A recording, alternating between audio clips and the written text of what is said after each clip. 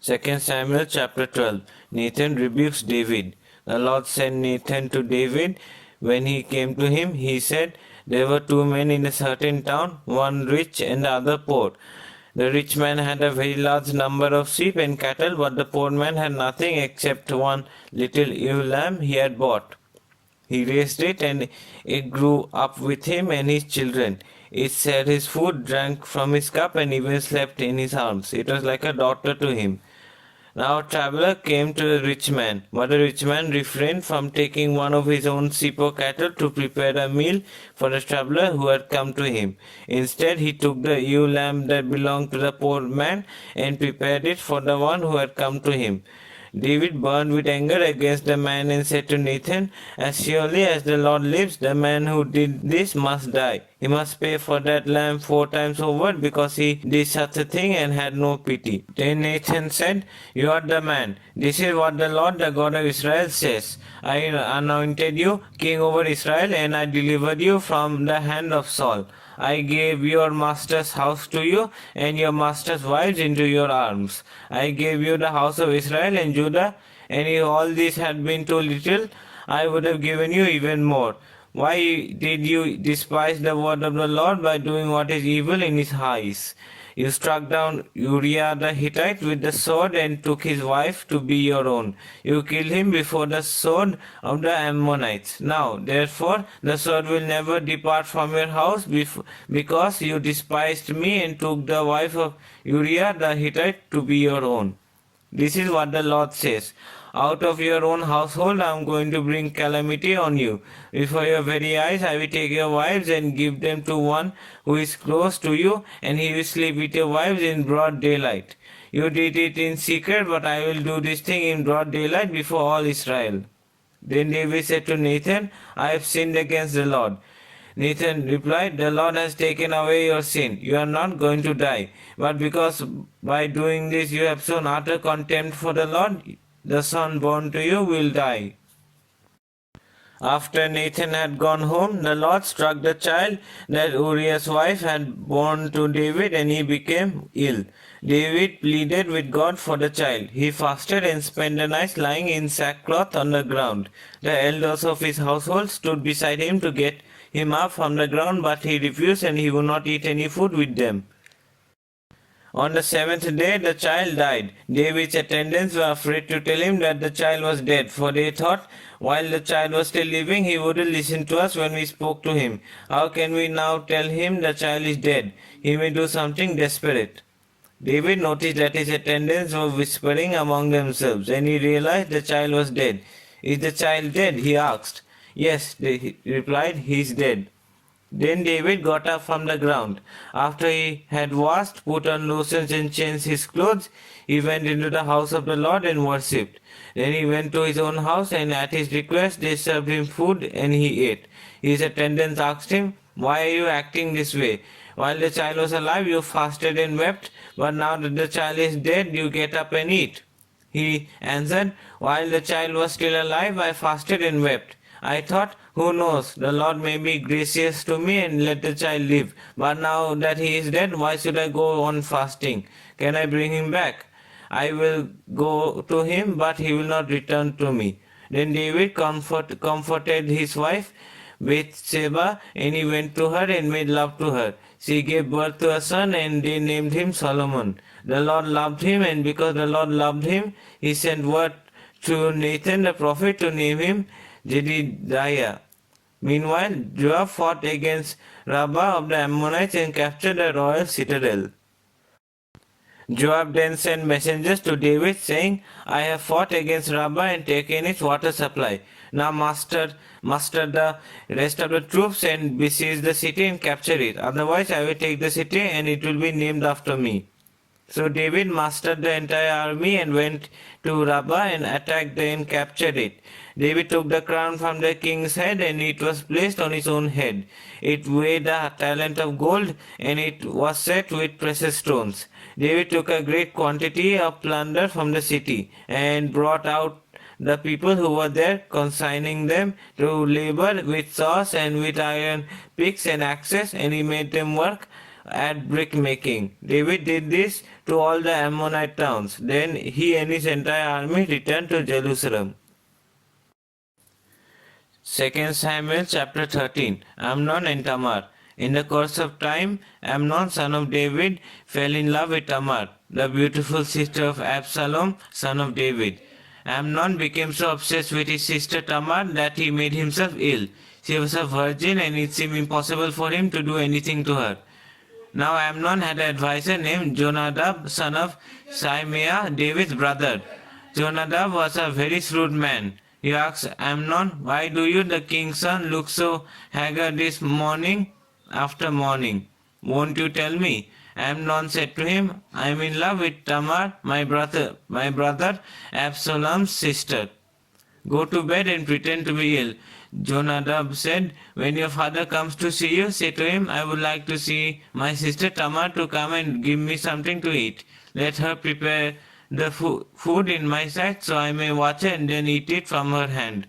So Amnon lay down and pretended to be ill. When the king came to see him, Amnon said to him, "I would like my sister Tamar to come and bake some special bread in my sight so I may eat from her hand." David sent word to Tamar at the palace, "Go to the house of your brother Amnon and prepare some food for him." So Tamar went to the house of her brother Amnon, who was lying down. She took some dough, kneaded it, and made the bread in his sight and baked it. Then she took the pan and served him the bread, but he refused to eat.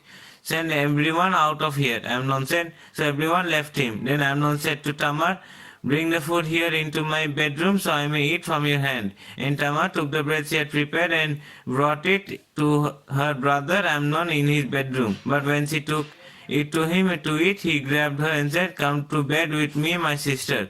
"No, my brother," she said to him, "don't force me. Such a thing should not be done in Israel. Don't do this wicked thing. What about me? Where could I get rid of my disgrace? And what about you? You would be like one of the wicked fools in Israel. Please speak to the king. He will not keep me from being married to you." But he refused to listen to her. Since he was stronger than she, he raped her.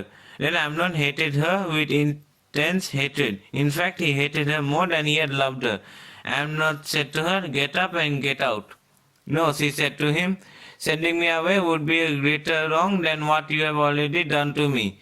But he refused to listen to her. He called his personal servant and said, "Get this woman out of my sight and bolt the door after her." So his servant put her out and bolted the door after her.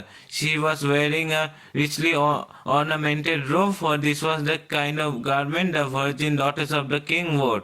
Tamar put ashes on her head and tore the ornamented robe she was wearing. She put her hand on her head and went away, weeping aloud as she went.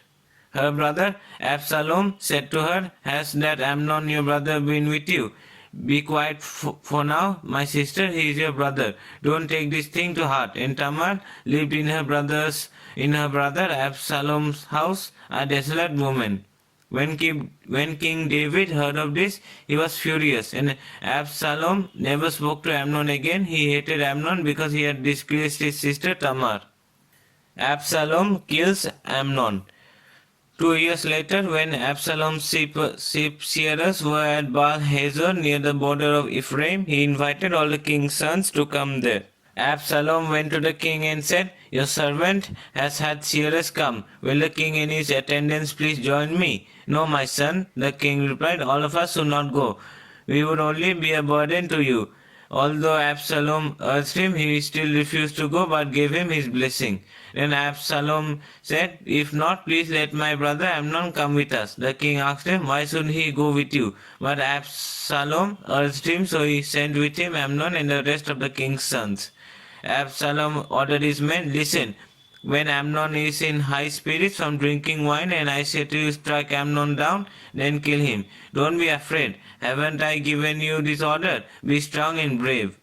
So Absalom's men did to Amnon what Absalom had ordered. Then all the king's sons got up, mounted their mules and fled. While they were on their way, the report came to David, "Absalom has struck down all the king's sons, not one of them is left." The king stood up and tore his clothes and lay down on the ground, and all his attendants stood by with their clothes torn. But Jonadab, son of Shimeah, David's brother, said, My lord should not think that they kill all the princes, only Amnon is dead. This has been Absalom's express intention ever since the day Amnon raped his sister Tamar. My lord the king should not be concerned about the report that all the king's sons are dead. Only Amnon is dead. Meanwhile, Absalom has fled. Now the man standing watch looked up and saw many people on the road west of him, coming down the side of the hill. The watchman went and told the king, I see men in the direction of Horonaim on the side of the hill. Jonadab said to the king, See, the king's sons have come. It has happened just as your servant said. As he finished speaking, the king's sons came in wailing loudly. The king too and all his attendants wept very bitterly. Absalom fled and went to Talmai, son of Ammihud, the king of Geshur. But King David mourned many days for his son. After Absalom fled and went to Geshur, he stayed there 3 years. And King David longed to go to Absalom, for he was consoled concerning Amnon's death. 2 Samuel chapter 14. Absalom returns to Jerusalem. Joab, son of Zeruiah, knew that the king's heart longed for Absalom. So Joab sent someone to Tekoa and had a wise woman brought from there. He said to her, Pretend you are in mourning. Dress in mourning clothes and don't use any cosmetic lotions. Act like a woman who has spent many days grieving for the dead. Then go to the king and speak these words to him. And Joab put the words in her mouth. When the woman from Tekoa went to the king, she fell with her face to the ground to pay him honor. And she said, Help me, your majesty. The king asked her, What is troubling you? She said, I am a widow. My husband is dead.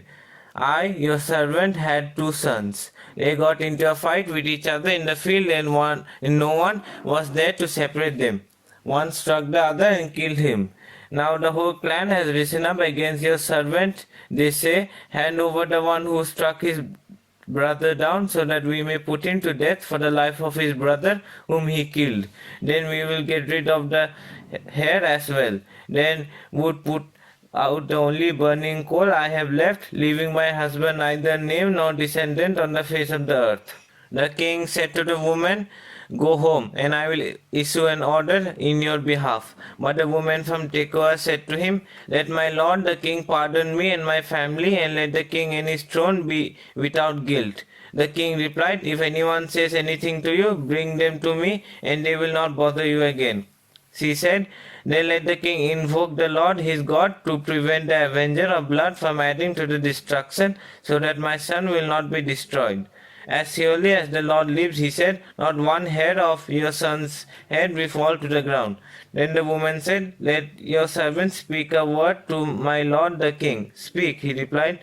The woman said, Why then have you devised things like this against the people of God? When the king says this, does he not convict himself? For the king has not brought back his banished son. Like water spilled on the ground, which cannot be recovered, so we must die. But that is not what God desires. Rather, he devises ways so that a banished person does not remain banished from him. And now I have come to say this to my lord the king, because the people have made me afraid. Your servant thought, I will speak to the king, perhaps he will grant his servant's request. Perhaps the king will agree to deliver his servant from the land of the man who is trying to cut off both me and my son from God's inheritance. And now your servant says, May the word of my lord the king secure my inheritance, for my lord the king is like an angel of God in discerning good and evil. May the Lord your God be with you. Then the king said to the woman, Don't keep from me the answer to what I am going to ask you. Let my lord the king speak. The woman said. The king asked, Isn't the hand of Joab with you in all of this? The woman answered, As surely as you live, my lord the king, no one can turn to the right or to the left from anything my lord the king says. Yes, it was your servant Joab who instructed me to do this and put all these words into the mouth of your servant. Your servant Joab did this to change the present situation. My lord has wisdom like that of an angel of God. He knows everything that happens in the land. The king said to Joab, Very well, I will do it. Go, bring back the young man Absalom. Joab fell with his face to the ground to pay him honor, and he blessed the king. Joab said, "Today your servant knows that he has found favor in your eyes, my lord the king, because the king has granted his servant's request." Then Joab went to Gesur and brought Absalom back to Jerusalem. But the king said, "He must go to his own house, he must not see my face." So Absalom went to his own house and did not see the face of the king. In all Israel there was not a man so highly praised for his handsome appearance as Absalom. From the top of his head to the sole of his foot there was no blemish in him. Whenever he cut the hair of his head, he used to cut his hair once a year because it became too heavy for him. He would weigh it, and his weight was 200 shekels by the royal standard.